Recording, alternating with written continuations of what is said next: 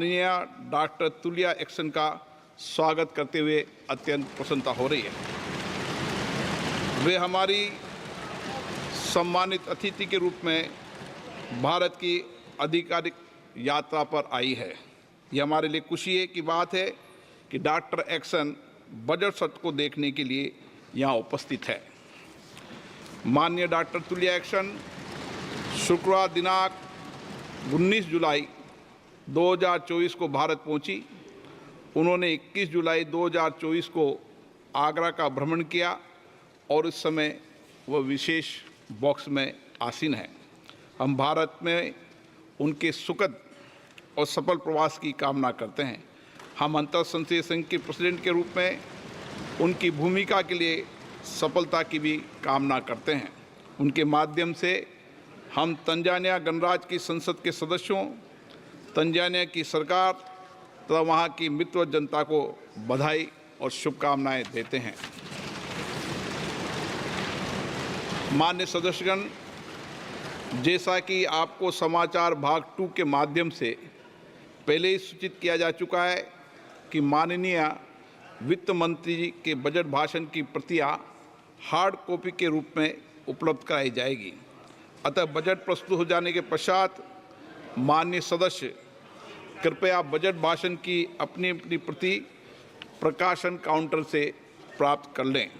आपको ये भी सूचित किया जाता है कि माननीय मंत्री द्वारा बजट प्रस्तुत किए जाने के पश्चात बजट की प्रतियां आपको मेंबर्स पोर्टल के माध्यम से भी उपलब्ध करा दी जाएगी। माननीय वित्त मंत्री Shrimati Nirmala Sitharaman.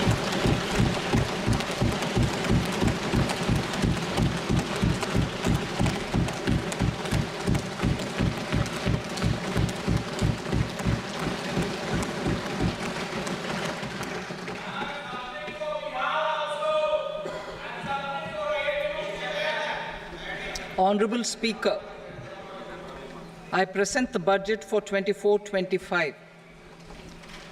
Introduction. The people of India have reposed their faith in the government led by Honorable Prime Minister Shri Narendra Modi and re-elected it for a historic third term under his leadership.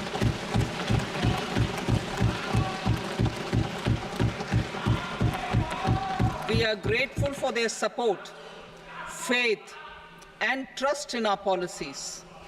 We are determined to ensure that all Indians, regardless of religion, caste, gender, and age, make substantial progress in realizing their life goals and aspirations.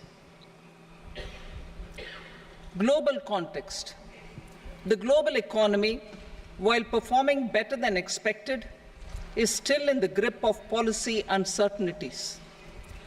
Elevated asset prices, political uncertainties, and shipping disruptions continue to pose significant downside risks for growth and upside risks to inflation.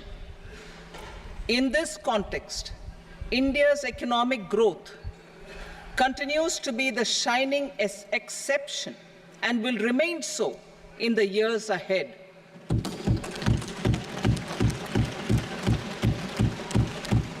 India's inflation continues to be low, stable, and moving towards the 4% target.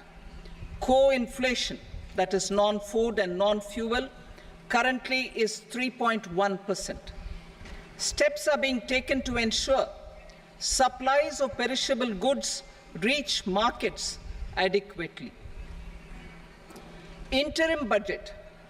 As mentioned in the interim budget, we need to focus on 4 major castes, namely the Garib, Mahilaye, Yuva, and Annadata, the poor, women, youth, and the farmer. For Annadata, we announced higher minimum support prices a month ago for all major crops, delivering on the promise of at least a 50% margin over costs. Pradhan Mantri Garib Kalyan Anna Yojana was extended for 5 years, benefiting more than 80 crore people.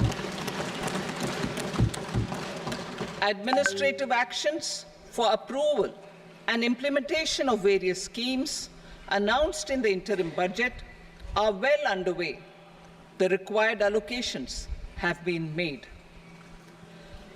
Budget theme. Turning attention to the full year and beyond in this budget, we particularly focus on employment, skilling, MSMEs, and the middle class. I am happy to announce the Prime Minister's package of 5 schemes and initiatives to facilitate employment, skilling, and other opportunities for 4.1 crore youth over a 5-year period, with a central outlay of 2 lakh crore rupees. I will speak about them shortly, while more details may be seen in the annexure. This year, I've made a provision of 1.48 lakh rupees, 1.48 lakh crore rupees for education, employment, and skilling. Budget priorities. The people have given a unique opportunity to our government to take the country on the path of strong development and an all-round prosperity. In the interim budget, we promise to present a detailed roadmap for our pursuit of Vikasit Bharat. In line with the strategy set out in the interim budget, this budget envisages sustained efforts on the following 9 priorities for generating ample opportunities for all. Number 1, productivity and resilience in agriculture. Number 2, employment and skilling. Number 3, inclusive human resource development and social justice. 4, manufacturing and services. 5, urban development. 6, energy security. 7, infrastructure. 8, innovation, research and development. And 9, next generation reforms. Subsequent budgets will build on these and add more priorities and actions. A more detailed formulation will be carried out as part of the economic policy framework, about which I will speak later in this speech. This budget details some of the specific actions to be initiated in the current year towards fulfillment of these priorities, with potential for transformative changes. The budget also covers some of the previously made announcements, with intent to strengthen them and step up their implementation for expediting our journey towards the goal of Vikasit Bharat. Priority 1, productivity and resilience in agriculture. Transforming agricultural research. Our government will undertake a comprehensive review of the agricultural research setup to bring the focus on raising productivity and developing climate-resilient varieties. Funding will be provided in challenge mode, including to the private sector. Domain experts, both from the government and outside, will oversee the conduct of such research. Release of new varieties. New 109 high-yielding and climate-resilient varieties of 32 field and horticultural crops will be released for cultivation by farmers. Natural farming. In the next 2 years, 1 crore farmers across the country will be initiated into natural farming, supported by certification and branding. Implementation will be through scientific institutions and willing gram panchayats. 10,000 need-based bio-input resource centers will be established. missions for pulses and oilseeds. For achieving self-sufficiency in pulses and oilseeds, we will strengthen their production, storage, and marketing. As announced in the interim budget, a strategy is being put in place to achieve Atmanirbharta for oilseeds such as mustard, groundnut, sesame, soybean, and sunflower. Vegetable production and supply chains. Large-scale clusters for vegetable production will be developed closer to major consumption centers. We will promote farmer-producer organizations, cooperatives, and startups for vegetable supply chains, including for collection and storage and marketing. Digital public infrastructure for agriculture. Buoyed by the success of the pilot project, our government, in partnership with the states, will facilitate the implementation of the digital public infrastructure in agriculture for coverage of farmers and their lands in 3 years. During this year, digital crop survey for Kharif using the DPI will be taken up in 400 districts. The details of 6 crore farmers and their lands will be brought into the farmer and land registries. Further, the issuance of Jan Samarth-based Kisan credit cards will be enabled in 5 states. Shrimp production and export. Financial support for setting up a network of nucleus breeding centers for shrimp brood stocks will be provided. Financing for shrimp farming, processing, and export will be facilitated through NABARD. National cooperation policy. Our government will bring out a national cooperation policy for systematic, orderly, and all-round development of the cooperative sector, fast-tracking growth of rural economy and generation of employment opportunities on a large scale will be the policy goal. This year, I have made a provision of 1.52 lakh crore rupees for agriculture and allied sectors.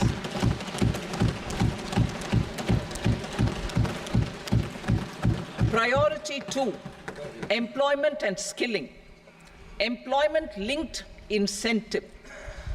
Our government will implement following 3 schemes for employment-linked incentive as part of the Prime Minister's package.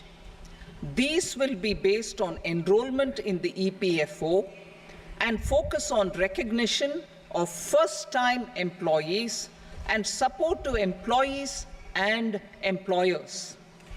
Scheme A, first-timers.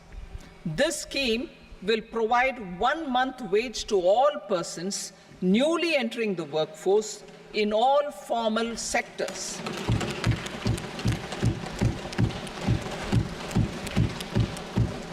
Direct benefit transfer of 1 month's salary in 3 installments to first-time employees as registered in the EPFO will be up to 15,000 rupees. The eligibility limit will be a salary of 1 lakh per month. The scheme is expected to benefit 210 lakh youths.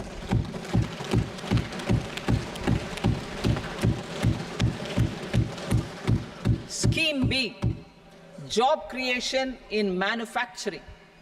This scheme will incentivize additional employment in the manufacturing sector linked to the employment of first-time employees.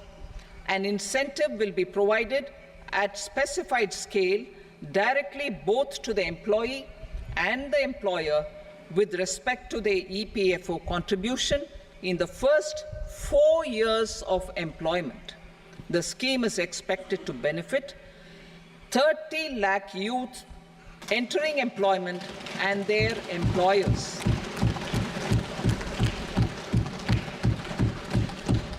Scheme C, Support to employers. This employer-focused scheme will cover additional employment in all sectors. All additional employment within a salary of 1 lakh rupee per month will be counted. The government will reimburse to employers up to 3,000 rupees per month for 2 years towards the EPFO contribution for each additional employee. The scheme is expected to incentivize additional employment of 50 lakh persons.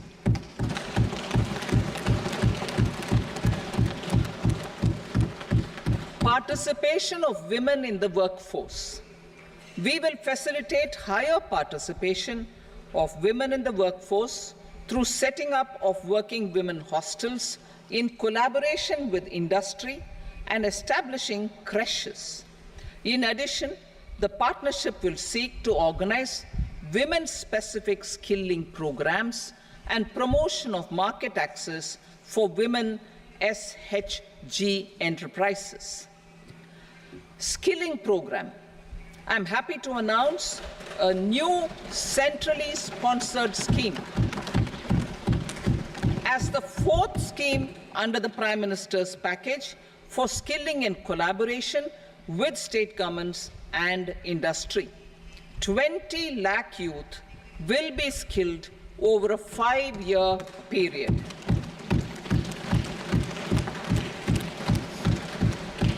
"1,000 industrial training institutes will be upgraded in hub and spoke arrangements with outcome orientation. Course content and design will be aligned to the skill needs of industry, and new courses will be introduced for emerging needs. Skilling loans. The model skill loan scheme will be revised to facilitate loans up to 7.5 lakh rupees with a guarantee from a government-promoted fund. This measure is expected to help 25,000 students every year.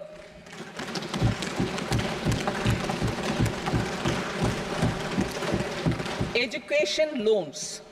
For helping our youth who have not been eligible for any benefit under government schemes and policies, I am happy to announce a financial support for loans up to 10 lakh rupees for higher education in domestic institutions.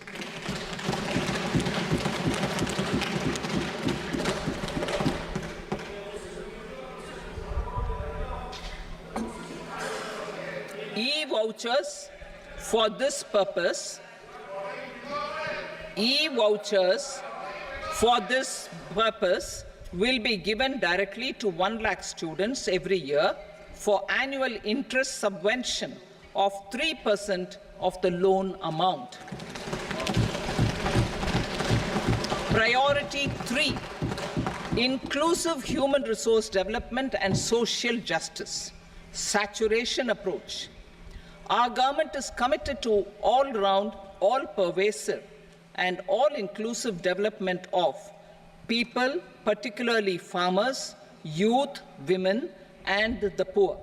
For achieving social justice comprehensively, the saturation approach of covering all eligible people through various programs, including those for education and health, will be adopted to empower them by improving their capabilities. Implementation of schemes meant for supporting economic activities by craftsmen, artisans, self-help groups, scheduled caste, scheduled tribe, and women entrepreneurs and street vendors such as the PM Vishwakarma, PM Swanidhi, National Livelihood Missions, and Stand Up India will be stepped up. Purvodaya. The states in the eastern part of the country are rich in endowments and have strong cultural traditions. We will formulate a plan, Purvodaya, for the all-round development of the eastern region of the country, covering Bihar, Jharkhand, West Bengal, Odisha and Andhra Pradesh. This will cover human resource development, infrastructure, and generation of economic opportunities to make the region an engine to attain Vikasit Bharat. On the Amritsar-Kolkata Industrial Corridor, we will support development of an industrial node at Gaya. This corridor will catalyze industrial development of the eastern region. The industrial node at Gaya will also be a good model for developing our ancient centers of cultural importance into future centers of modern economy. This model shall showcase Vikas B, Virasat B in our growth trajectory. We will also support development of road connectivity projects, namely 1. Patna-Purnia Expressway, 2. Buxar-Bhagalpur Expressway, 3. Bodh Gaya, Rajgir, Vaishali and Darbhanga spurs, and 4. Additional 2-lane bridge over River Ganga at Buxar at a total cost of 26,000 crore rupees.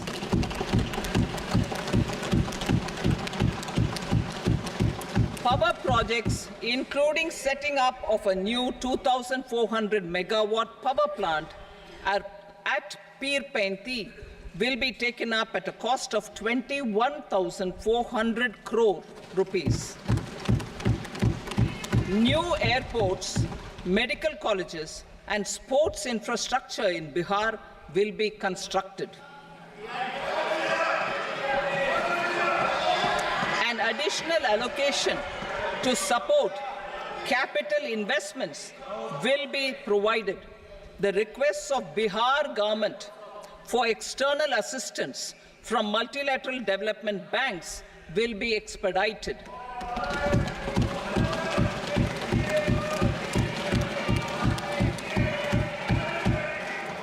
Andhra Pradesh Reorganization Act. Our government has made concerted efforts to fulfill the commitments in Andhra Pradesh Reorganization Act. Recognizing the state's need for the capital, recognizing the state's need for a capital, we will facilitate special financial support through multilateral development agencies. In the current financial year, 15,000 crore rupees will be arranged with additional amounts in future years.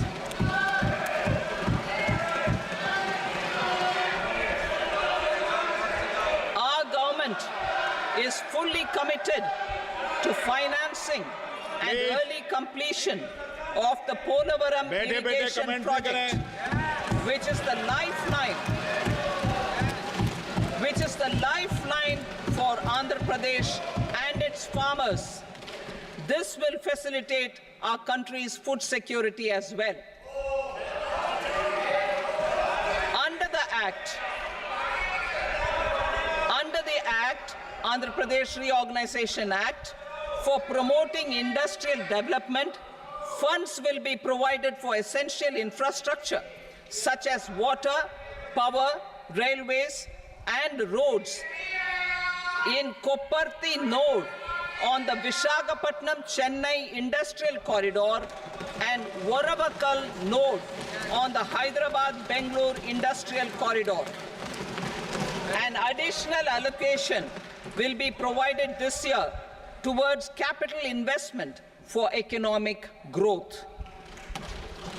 Grants for backward regions of Rayalaseema, Prakasham, North Coastal Andhra, as stated in the Act, will be provided. PM Awas Yojana. 3 crore additional houses under the PM Awas Yojana. in rural and urban areas in the country have been announced, for which the necessary allocations are being made. Women-led development. For promoting women-led development, the budget carries an allocation of more than 3 lakh crore for schemes benefiting women and girls. This signals our government's commitment for enhancing women's role in economic development. Pradhan Mantri Janjatiya Unnat Gram Abhiyan. For improving the socio-economic condition of tribal communities, we will launch the Pradhan Mantri Janjatiya Unnat Gram Abhiyan by adopting saturation coverage for tribal families in tribal majority villages and aspirational districts.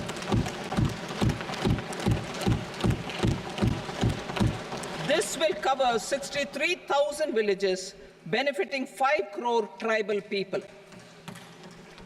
Bank branches in northeastern region.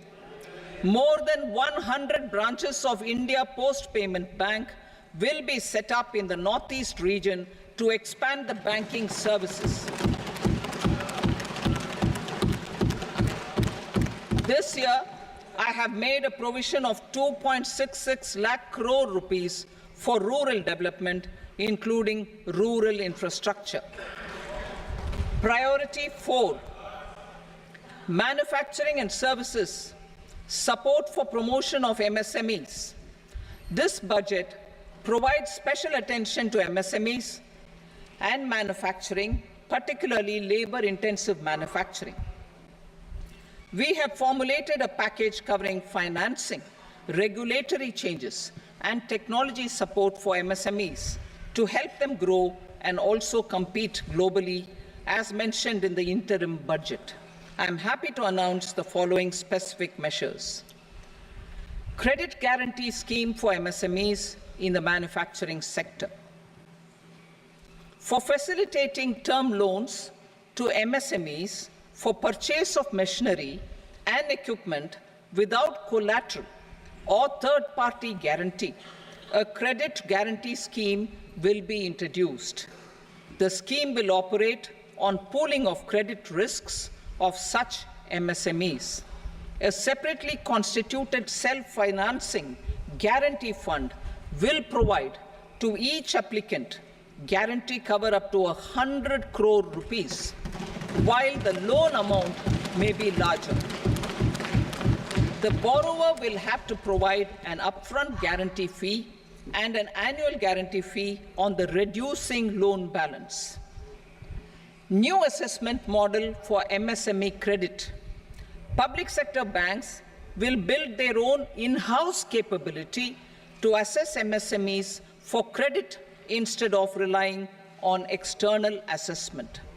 They will also take a lead in developing or getting developed a new credit assessment model based on the scoring of digital footprints of the MSMEs in the economy. This is expected to be a significant improvement over the traditional assessment of credit eligibility based only on asset or turnover criteria. That will also cover MSMEs without a formal accounting system. Credit support to MSMEs during stress period. I'm happy to announce a new mechanism for facilitating continuation of bank credit to MSMEs during their stress period while being in special mention account, SMA stage, for reasons beyond their control. MSMEs need credit to continue their business and to avoid getting into the NPA stage. Credit availability will be supported through a guarantee from a government-promoted fund. Mudra loans. The limit of Mudra loans will be enhanced to 20 lakh from the current 10 lakh for those entrepreneurs who have availed and successfully repaid previous loans under the Tarun category. enhanced scope for mandatory onboarding in trades.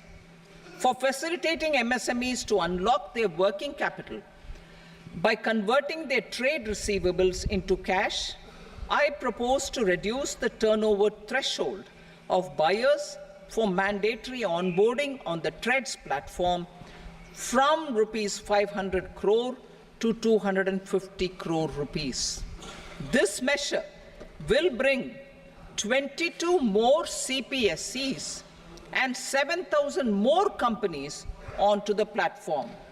Medium enterprises will also be included in the scope of the suppliers. SIDBI branches in MSME clusters. SIDBI will open new branches to expand its reach to serve all major MSME clusters within 3 years and provide direct credit to them. With the opening of 24 such branches this year, the service coverage will expand to 168 out of 242 major clusters. MSME units for food irradiation, quality and safety testing. Financial support for setting up of 50 multi-product food irradiation units in the MSME sector will be provided. Setting up of 100 food quality and safety testing labs with NABL accreditation will be facilitated. E-commerce export hubs. To enable MSMEs and traditional artisans to sell their products in international markets, e-commerce export hubs will be set up in public-private partnership mode. These hubs, under a seamless regulatory and logistic framework, will facilitate trade and export-related services under one roof. Measures for promotion of manufacturing and services. Internship in top companies.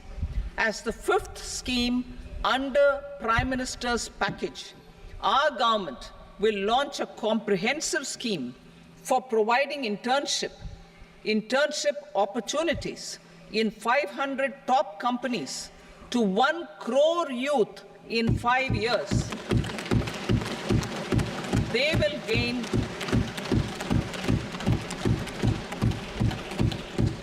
will gain exposure for 12 months to real-life business environment, varied professions, and employment opportunities. An internship allowance of 5,000 per month, 5,000 rupees per month, along with a one-time assistance of 6,000 rupees will be provided. Companies will be expected to bear the training cost and 10% of their internship cost from their CSR funds. Industrial parks. Our government will facilitate development of investment-ready, plug-and-play industrial parks with complete infrastructure in or near 100 cities in partnership with the states and private sector by better using town planning schemes. 12 industrial parks under the National Industrial Corridor Development Program also will be sanctioned.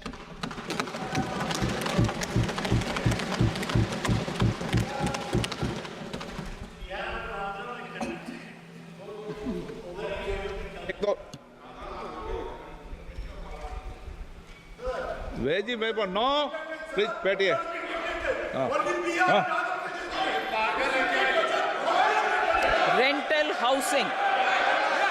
Rental housing with dormitory type accommodation for industrial workers will be, just 1 minute. Rental housing, I repeat, rental housing with dormitory type accommodation for industrial workers will be facilitated in PPP mode with VGF support and commitment from anchor industries. Shipping industry, ownership, leasing, and flagging reforms will be implemented to improve the share of Indian shipping industry and generate more employment. Critical mineral mission. We will set up a critical mineral mission for domestic production, recycling of critical minerals, and overseas acquisition of critical mineral assets. Its mandate will include technology development, skilled workforce, extended producer responsibility framework, and a suitable financing mechanism. Offshore mining of minerals. Our government will launch the auction of the first tranche of offshore blocks for mining, building on the exploration already carried out. Digital public infrastructure applications. Turning to the services sector, I propose development of DPI applications at population scale for productivity gains, business opportunities, and innovation by the private sector. These are planned in the areas of credit, e-commerce, education, health, law and justice, logistics, MSME service delivery, and urban governance. Integrated technology platform for IBC ecosystem. An integrated technology platform will be set up for improving the outcomes under the Insolvency Bankruptcy Code for achieving consistency, transparency, timely processing, and better oversight for all stakeholders. Voluntary closure of LLPs. The services of the Center for Processing Accelerated Corporate Exit, CPACE, will be extended for voluntary closure of LLPs to reduce the closure times. National Company Law Tribunals. The IBC has resolved more than 1,000 companies, resulting in direct recovery of 3.3 lakh crore to creditors. 3.3 lakh crore rupees to creditors. In addition, 28,000 cases involving over 10 lakh crore rupees have been disposed of even prior to admission. Appropriate changes to the IBC, reforms and strengthening of the tribunal and appellate tribunals will be initiated to speed up insolvency resolution. Additional tribunals will be established.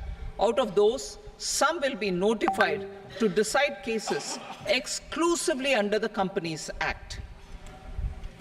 Debt recovery. Steps for reforming and strengthening debt recovery tribunals will be taken. Additional tribunals will be established to speed up recovery. Priority 5, urban development. Cities as growth hubs. Working with states, our government will facilitate development of cities as growth hubs. This will be achieved through economic and transit planning and orderly development of peri-urban areas utilizing town planning schemes. Creative redevelopment of cities. For creative brownfield redevelopment of existing cities with a transformative impact, our government will formulate a framework for enabling policies, market-based mechanisms, and regulation. Transit-oriented development. Transit-oriented development plans for 14 large cities with a population above 30 lakh will be formulated, along with an implementation and financing strategy. Urban housing. Under the PM Awas Yojana, Urban 2.0, housing needs of 1 crore urban poor and middle-class families will be addressed with an investment of 10 lakh crore rupees. This will include the central assistance of 2.2 lakh crore rupees in the next 5 years. A provision of interest subsidy to facilitate loans at affordable rates is also envisaged. In addition, enabling policies and regulations for efficient and transparent rental housing markets with enhanced availability will also be put in place. Water supply and sanitation. In partnership with state governments and multilateral development banks, we will promote water supply, sewage treatments, and solid waste management projects and services for 100 large cities through bankable projects. These projects will also envisage use of treated water for irrigation and filling up of tanks in nearby areas. Street markets.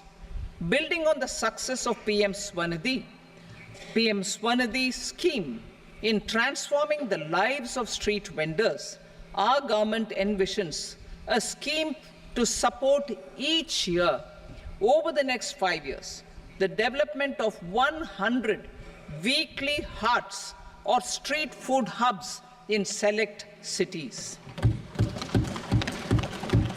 Stamp duty. We will encourage states which continue to charge high stamp duty to moderate the rates for all and also consider further lowering duties for properties purchased by women. This reform will be made an essential component of urban development schemes. Priority 6, energy security, energy transition. In the interim budget, I had announced our strategy to sustain high and more resource-efficient economic growth, along with the energy security in terms of availability, accessibility, and affordability. We will bring out a policy document on appropriate energy transition pathways that balances the imperatives of employment, growth, and environmental sustainability. PM Surya Ghar Muft Bijli Yojana. PM Surya Ghar Muft Bijli Yojana. In line with the announcement in the interim budget,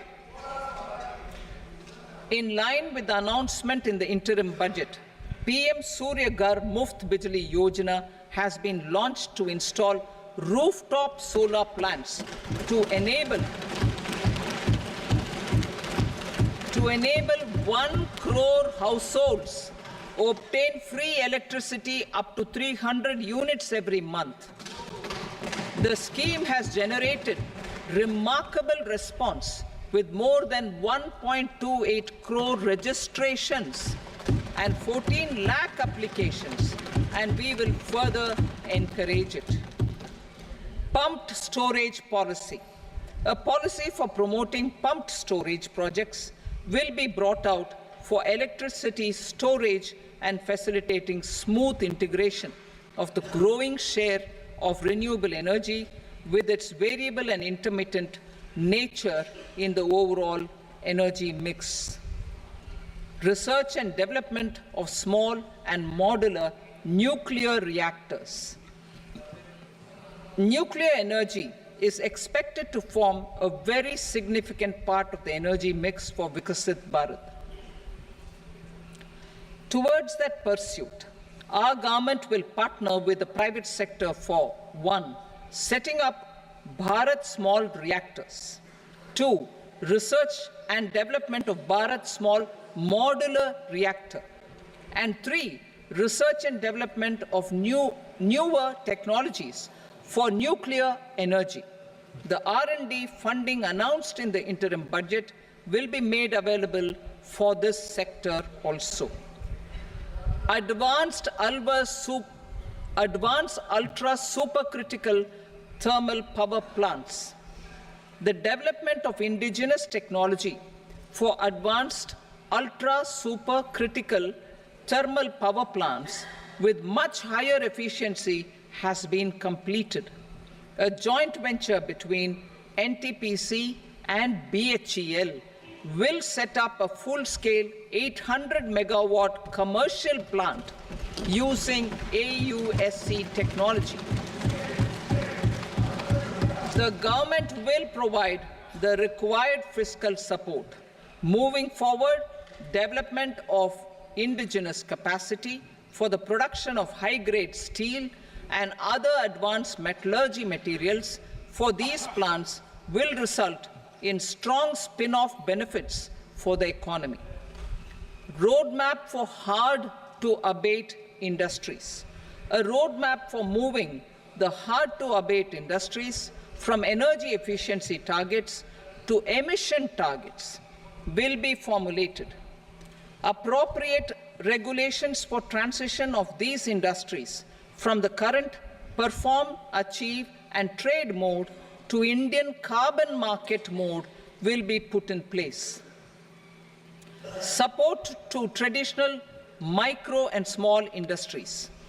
An investment-grade energy audit of traditional micro and small industries in 60 clusters, including brass and ceramic, will be facilitated. Financial support will be provided for shifting them to cleaner forms of energy and implementation of energy efficiency measures. The scheme will be replicated in another 100 clusters in the next phase.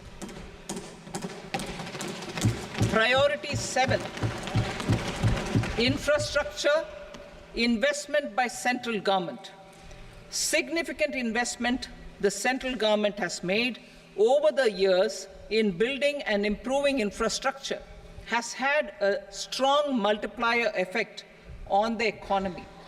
We will endeavor to maintain strong fiscal support for infrastructure over the next 5 years in conjunction with imperatives of other priorities and fiscal consolidation. This year, I have provided 11,11,111 crore rupees for capital expenditure. This would be 3.4% of our GDP. Infrastructure investment by state governments.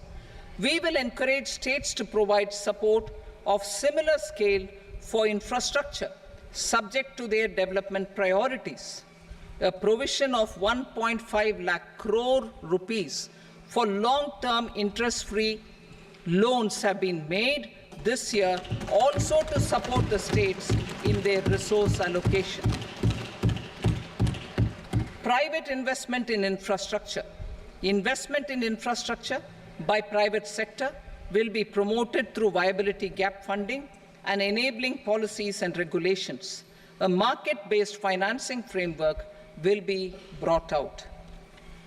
Pradhan Mantri Gram Sadak Yojana, Phase 4 of the PMGSY will be launched to provide all-weather connectivity to 25,000 rural habitations, which have become eligible in view of their population increase. Irrigation and flood mitigation. Bihar has frequently suffered from floods, many of them originating outside the country. Plans to build flood control structures in Nepal are yet to progress. Our government, through the Accelerated Irrigation Benefit Program and other sources, will provide financial support for projects with estimated cost of 11,500 crore rupees, such as the Kosi-Michi intra-state link and 20 other ongoing and new schemes, including barrages, river pollution abatement, and irrigation projects. In addition, survey and investigation of Kosi-related flood mitigation and irrigation projects will be undertaken.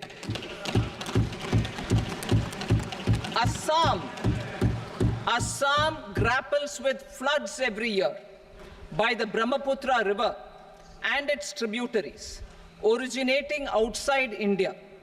We will provide assistance to Assam for flood management and related projects.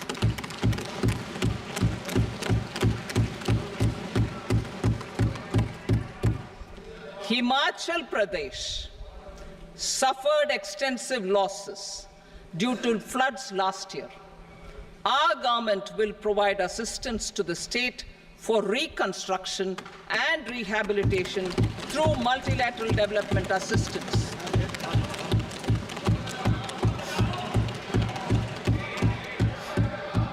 भेदभाव के।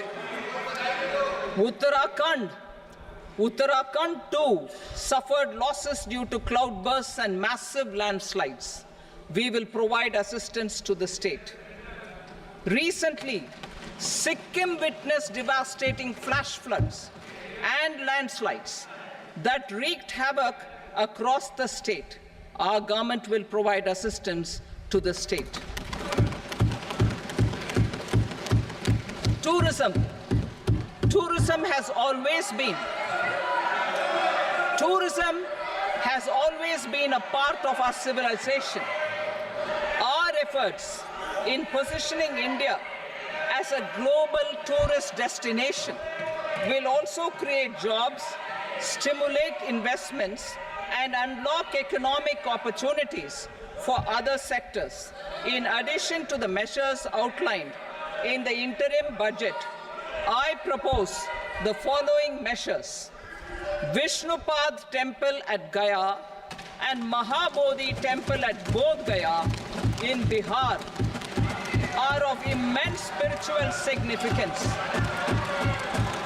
Comprehensive development of Vishnupad Temple Corridor and Mahabodhi Temple Corridor will be supported, modeled on the successful Kashi Vishwanath Temple Corridor to transform them into world-class pilgrim and tourist destinations. Rajgir holds immense religious significance for Hindus, Buddhists, and Jains. The 20th Tirthankara Muniswarata temple in the Jain temple complex is ancient. The Saptarishi, or the 7 hot springs, form a warm water Brahmkund that is sacred. A comprehensive development initiative for Rajgir will be undertaken.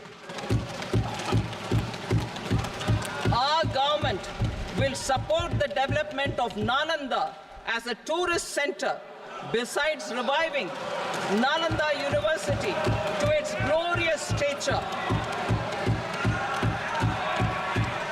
Odisha's scenic beauty, temples, monuments, craftsmanship, wildlife sanctuaries, natural landscapes, and pristine beaches make it an ultimate tourism destination. Our government will provide assistance for their development to Odisha as well. Priority 8, innovation, research, and development. We will operationalize the Anusandhan National Research Fund for basic research and prototype development.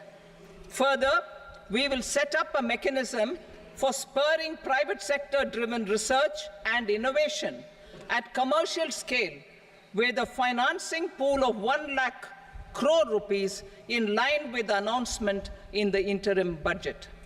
Space economy. With our continued emphasis on expanding the space economy by 5 times in the next 10 years, a venture capital fund of 1,000 crore rupees will be set up. Priority 9, next generation reforms. Economic policy framework. We will formulate an economic policy framework to delineate the overarching approach to economic development and set the scope of the next generation of reforms for facilitating employment opportunities and sustaining high growth. Our government will initiate and incentivize reforms for 1. Improving productivity of factors of production, and 2. Facilitating markets and sectors to become more efficient. These reforms will cover all factors of production, namely land, labor, capital, and entrepreneurship, and technology as an enabler of improving total factor productivity and bridging inequality. Effective implementation of several of these reforms requires collaboration between the center and the states, and building consensus as development of the country lies in development of the states. For promoting competitive federalism and incentivizing states for faster implementation of reforms, I propose to earmark a significant part of the 50-year interest-free loan. Working with the states, we will initiate the following reforms.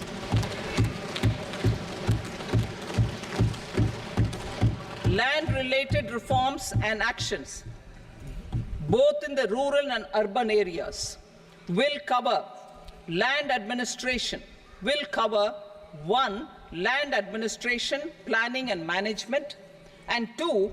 Urban planning usage and building bylaws. These will be incentivized for completion within the next 3 years through appropriate fiscal support. Rural land-related actions. Rural land-related actions will include 1. Assignment of unique land parcel identification number, UL PIN, or Bhu Aadhaar for all lands. 2. Digitization of cadastral maps. 3. Survey of subdivisions, survey of map subdivisions as per current ownership. 4. Establishment of land registry. And 5. Linking to the farmers registry. These actions will also facilitate credit flow and other agricultural services.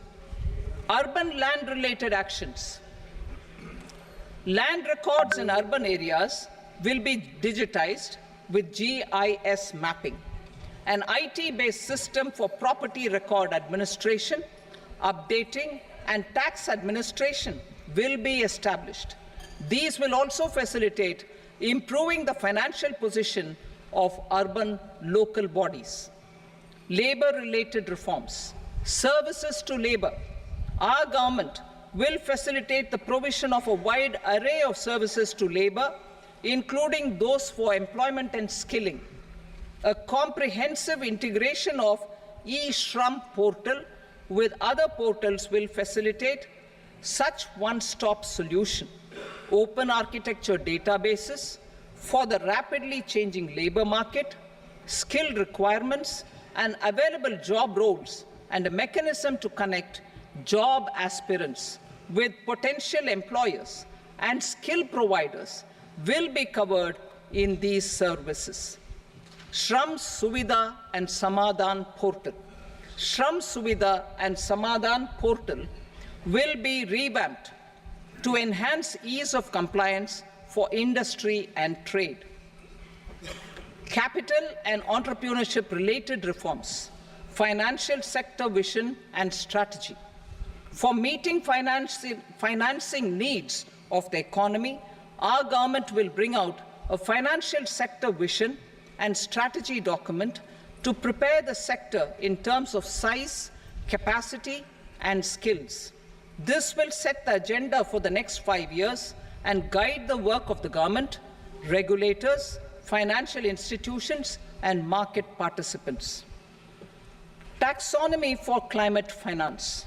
We will develop taxonomy for climate finance for enhancing the availability of capital for climate adaptation and mitigation.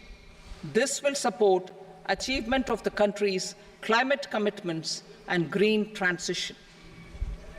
Variable capital company structure. We will seek the required legislative approval for providing an efficient and flexible mode for financing leasing of aircrafts and ships and pooled funds of private equity through a variable company structure. Foreign direct investments and overseas investment. The rules and regulations for foreign direct investment and overseas investments will be simplified to 1. Facilitate foreign direct investments, 2. Nudge prioritization, and 3.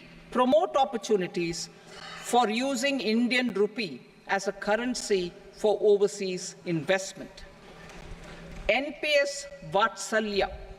NPS Vatsalya, a plan for contribution by parents and guardians for minors, will be started. On attaining the age of majority, the plan can be converted seamlessly into a normal NPS account. Use of technology. We have successfully used technology for improving productivity and bridging inequality in our economy during the past 10 years. Public investment in digital infrastructure and innovations by the private sector have helped in improving access of all citizens, particularly the common people, to market resources, education, health and services. We will step up adoption of technology towards digitalization of the economy. Ease of doing business. For enhancing ease of doing business, we are already working on the Jan Vishwas Bill 2.0. Further, states will be incentivized for implementation of the business reforms, action plans, and digitalization. Data and statistics. For improving data governance, collection, processing and management of data and statistics, different sectoral databases, including those established under the Digital India Mission, will be utilized with active use of technology tools. New pension scheme. The committee to review the NPS has made considerable progress in its work. I'm happy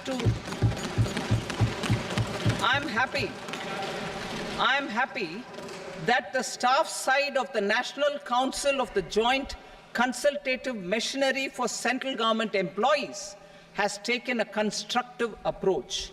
A solution will be evolved which addresses the relevant issues while maintaining fiscal prudence to protect the common citizens. Budget estimates for 24-25. For the year 24-25, total receipts other than borrowings and the total expenditure are estimated at 32.07 lakh crore rupees and 48.21 lakh crore rupees respectively.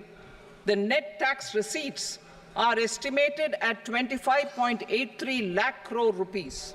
The fiscal deficit is estimated at 4.9% of the GDP. The gross and the net market borrowings through dated securities during 24-25 are estimated at 14.01 lakh crore rupees and 11.63 lakh crore rupees respectively. Both will be less than that in 23-24. The fiscal consolidation path announced by me in 2021 has served our economy very well, and we aim to reach the deficit below 4.5% next year. The government is committed to staying the course. From 2026-27 onwards, our endeavor will be to keep the fiscal deficit each year such that the central government's debt will be on a declining path as percentage of GDP. I will now move to Part B.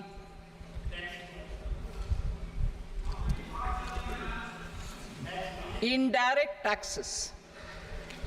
Sir, I start with GST. It has decreased tax incidence on the common man, reduced compliance burden and logistics cost for trade and industry, and enhanced revenues of the central and the state governments. It is a success of vast proportions. To multiply the benefits of GST, we will strive to further simplify and rationalize the tax structure and endeavor to expand it to the remaining sectors. My proposals for customs duties intend to support domestic manufacturing, deepen local value addition, promote export competitiveness, and simplify taxation while keeping the interest of the general public and consumers surmount. In Budget 22-23, we reduced the number of customs duty rates. I propose to undertake a comprehensive review of the rate structure over the next 6 months to rationalize and simplify it for ease of trade, removal of duty inversion, and reduction of disputes. I shall now take up sector-specific customs duty proposals. Medicine and medical equipments. To provide relief to cancer patients, I propose to fully exempt 3 more medicines from customs duties.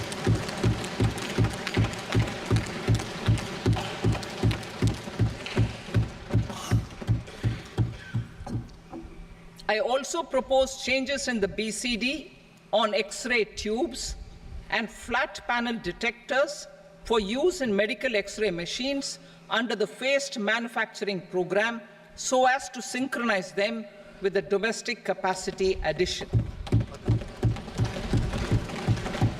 Mobile phone and related parts. With a 3-fold increase in domestic production and almost a 100-fold jump in exports of mobile phones over the last 6 years, the Indian mobile industry has matured. In the interest of consumers, I now propose to reduce the BCD on mobile phone, mobile PCBA, and mobile charger to 15%. Critical minerals. Minerals such as lithium, copper, cobalt, and rare earth elements are critical for sectors like nuclear energy, renewable energy, space, defense, telecommunications, and high-tech electronics. I propose to fully exempt customs duties on 25 critical minerals and reduce BCD on 2 of them. This will provide a major fillip to the processing and refining of such minerals and help secure their availability for these strategic and important sectors. Solar energy. Energy transition is critical in the fight against climate change. To support energy transition, I propose to expand the list of exempted capital goods for use in the manufacture of solar cells and panels in the country. Further, in view of sufficient domestic manufacturing capacity of solar gas, glass, and tinned copper interconnect, I propose not to extend the exemption of custom duties provided to them. Marine products.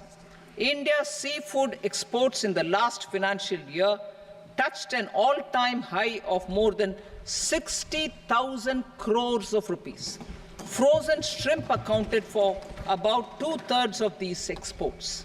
To enhance their competitiveness, I propose to reduce BCD on certain broodstock, polychaete worms, shrimp, and fish feed to 5%. I also propose to exempt customs duty on various inputs for manufacture of shrimp and fish feed. Leather and textile. Similarly, to enhance the competitiveness of exports in the leather and textile sectors, I propose to reduce BCD on real down-filling material from duck or goose. I am also making additions to the list of exempted goods for manufacture of leather and textile garments, footwear, and other leather articles for export.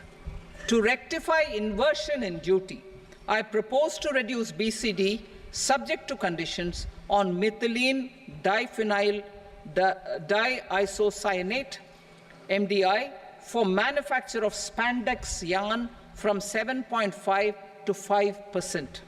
Furthermore, the export duty structure on raw hides, skin, and leather is proposed to be simplified and rationalized. Precious metals. To enhance domestic value addition in gold and precious metal jewelry in the country, I propose to reduce customs duties on gold and silver to 6% and that of platinum to 6.4%. Other metals. Steel and copper are important raw materials. To reduce their cost of production, I propose to remove the BCD on ferronickel and blister copper. I am also continuing with nil BCD on ferrous scrap and nickel cathode and concessional BCD of 2.5% on copper scrap. Electronics. To increase value addition in the domestic electronics industry, I propose to remove the BCD subject to conditions on oxygen-free copper for manufacture of resistors. I also propose to exempt certain parts for manufacture of connectors. Chemicals and petrochemicals. To support existing and new capacities in the pipeline, I propose to increase the BCD on ammonium nitrate from 7.5% to 10%. Plastics, PVC flex banners are non-biodegradable and hazardous for environment and health. To curb their imports, I propose to raise the BCD on them from 10 to 25%. Telecommunication equipment. To incentivize domestic manufacturing, I propose to increase the BCD from 10 to 15% on PCBA of specified telecom equipment. Trade facilitation. To promote domestic aviation and boat and ship MRO, I propose to extend the period for export of goods imported for repairs from 6 months to 1 year. I'll read that again. To promote domestic aviation and boat and ship maintenance, repair and operations, I propose to extend the period for export of goods imported for repairs from 6 months to 1 year. In the same vein, I propose to extend the time limit for re-import of goods for repairs under warranty from 3 to 5 years. I now move to direct taxes. We will continue our efforts to simplify taxes, improve taxpayer services, provide tax certainty, and reduce litigation while enhancing revenues for funding the development and welfare schemes of the government. It has been our endeavor to simplify taxation. We have taken a number of measures in the last few years, including introduction of simplified tax regimes without exemptions and deductions for corporate tax and for personal income tax. This has been appreciated by taxpayers. 58% of corporate tax came from the simplified tax regime in the financial year 22-23. Similarly, as per data available till now, for the last fiscal, more than 2/3 have availed the new personal income tax regime. Comprehensive review of the Income Tax Act. I am now announcing a comprehensive review of the Income Tax Act 1961. The purpose is to make the Act concise, lucid, easy to read and understand.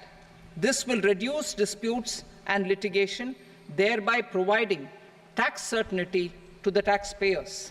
I will also bring down the demand embroiled in litigation. It is proposed to be completed in 6 months. A beginning is being made in the Finance Bill by simplifying the tax regime for charities, TDS rate structures, provisions of reassessment and such provisions, and capital gains taxation. Simplification for charities and TDS. Two tax exemption regimes. The two tax exemption regimes for charities are proposed to be merged into one. The 5% TDS rate on many payments is being merged into the 2% TDS rate, and the 20% TDS rate on repurchase of units by mutual funds or UTI is being withdrawn. TDS rate on e-commerce operators is proposed to be reduced from 1 to 0.1%. Moreover, credit of TCS is proposed to be given in the TDS to be deducted on salary. Further, I propose to decriminalize delay for payment of TDS up to the due date of filing statement for the same. I also plan to provide a standard operating procedure for TDS defaults and simplify and rationalize the compounding guidelines for such defaults. simplification of reassessment. I propose to thoroughly simplify the provisions for reopening and reassessment. An assessment hereinafter can be reopened beyond 3 years from the end of the assessment year only if the escaped income is 50 lakh rupees or more, up to a maximum period of 5 years from the end of the assessment year. Even in such cases, a time limit of 6 years before the year of the search, as against the existing time limit of 10 years, is being proposed. This will reduce tax uncertainty and disputes. Simplification and rationalization of capital gains. Capital gains taxation is also proposed to be hugely simplified. Short-term gains on certain financial assets shall henceforth attract a tax rate of 20%, while that on all other financial assets and all non-financial assets shall continue to attract the applicable tax rate. Long-term gains on all financial and non-financial assets, on the other hand, will attract a tax rate of 12.5%. For the benefit of the lower and the middle income classes, I propose to increase the limit of exemption of capital gains on certain financial assets to 1.25 lakh rupees per year. Listed financial assets held for more than a year will be classified as long-term, while unlisted financial assets and all non-financial assets will have to be held for at least 2 years to be classified as long-term. Unlisted bonds and debentures, debt mutual funds, and market-linked debentures, irrespective of holding period, however, will attract tax on capital gains at applicable rates. Taxpayer services.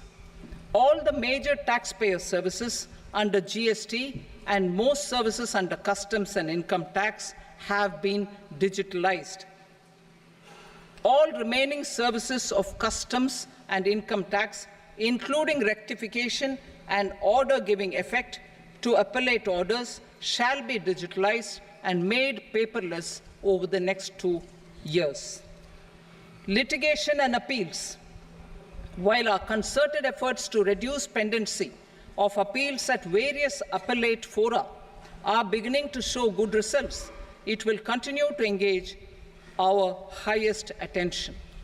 To dispose of the backlog of first appeals, I plan to deploy more officers to hear and decide such appeals, especially those with large tax effect.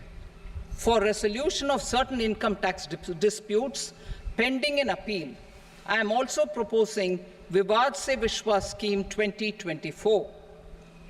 Further, I propose to increase monetary limits for filing appeals related to direct taxes, excise, and service tax in the tax tribunals, high courts, and Supreme Court to 60 lakh rupees, 2 crore rupees, and 5 crore respectively. With a view to reduce litigation and provide certainty in international taxation, we will expand the scope of safe harbor rules and make them more attractive. We will also streamline the transfer pricing assessment procedure. Employment and investment. I have a few proposals to promote investment and foster employment. First of all, to bolster the Indian startup ecosystem, boost the entrepreneurial spirit, and to support innovation, I propose to abolish the so-called angel tax for all classes of investors. Second, there is tremendous potential for cruise tourism in India. To give a fillip to this employment-generating industry, I am proposing a simpler tax regime for foreign shipping companies operating domestic cruises in the country. Third, India is a world leader in the diamond cutting and polishing industry, which employs a large number of skilled workers. To further promote the development of this sector, we would provide for safe harbor rates for foreign mining companies selling raw diamonds in the country. Fourth, to attract foreign capital for our development needs, I propose to reduce the corporate tax rate on foreign companies from 40 to 35%. Deepening the tax base. I have a couple of proposals for deepening the tax base. First, security transaction tax on futures and options of securities is proposed to be increased to 0.02% and 0.1% respectively. Second, for reasons of equity, I propose to tax income received on buyback of shares in the hands of recipients. Other proposals. To improve social security benefits, deduction of expenditure by employers towards NPS is proposed to be increased from 10 to 14% of the employee's salary. Similarly, deduction of this expenditure up to 14% of salary from the income of employees in private sector, public sector banks and undertakings opting for the new tax regime is proposed to be provided. Indian professionals working in multinationals get ESOPs and invest in social security schemes and other movable assets abroad. Non-reporting of such small foreign assets has penal consequences under the Black Money Act. Such non-reporting of movable assets up to 20 lakh rupees is proposed to be depenalized. Other major proposals in the finance bill relate to withdrawal of equalization levy of 2%, expansion of tax benefits to certain funds and entities in IFSCs, and immunity from penalty and prosecution to Benamidar on full and true disclosure so as to improve conviction under the Benami Transaction Prohibition Act 1988. Personal income tax. Coming to personal income tax rates, I have two announcements to make for those opting for the new tax regime. First, the standard deduction for salaried employees is proposed to be increased from 50,000 to 75,000 rupees.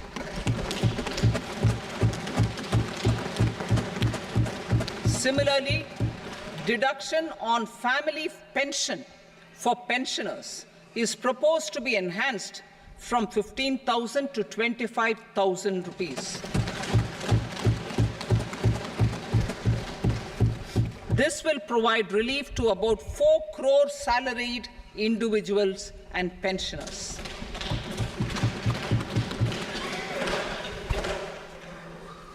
Second, in the new tax regime, the tax rate structure is proposed to be revised as follows.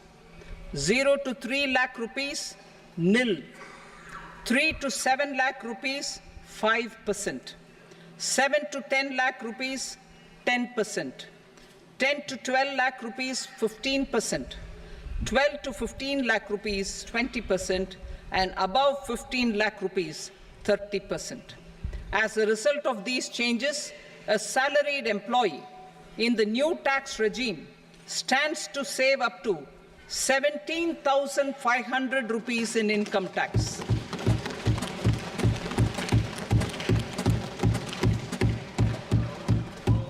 Apart from these, I am also making some other changes as given in the annexure. As a result of these proposals, revenue of about 37,000 crore, that is 29,000 crore in direct taxes and 8,000 crore in indirect taxes will be foregone, while revenue of about 30,000 crore rupees will be additionally mobilized. Thus, the total revenue foregone is about 7,000 crores annually. Mr. Speaker, sir, with this, I commend the budget to this august House. Jai Hind.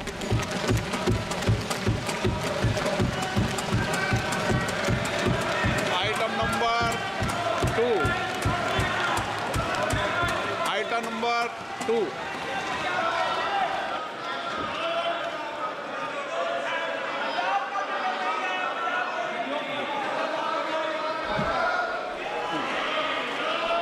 Sir, with your permission, I rise to lay on the table the following statements under Section 3 of the Fiscal Responsibility and Budget Management, FRBM Act 2003, Medium-Term Fiscal Policy cum Fiscal Policy Strategy Statement and Macroeconomic Framework Statement.